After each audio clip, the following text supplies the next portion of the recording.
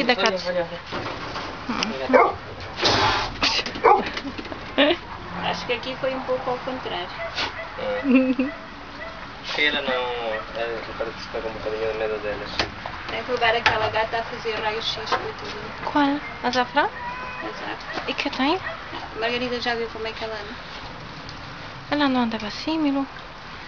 Não andava assim? Eu já vi, há 2 meses. Sim, mas ela anda toda torta e desequilibra-se.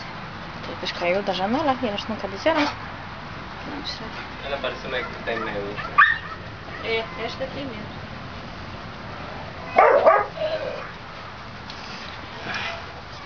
Vai.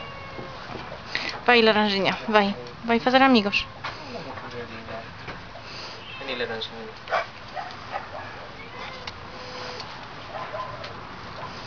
Ela quer ir ver o Miguel.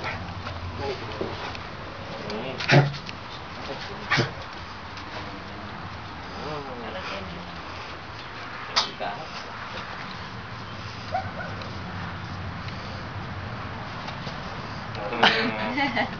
Quando eles se mexem é que é uma chatice. Mas acostuma. Não, mas a reação dela não é má. Está bastante É melhor bem. que a da Sim, infelizmente.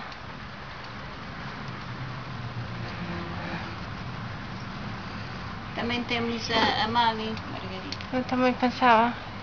Mas a Mali era muito ativa. Este é um cão muito ativo. É mais calma. Esta também é ativa, agora é que está.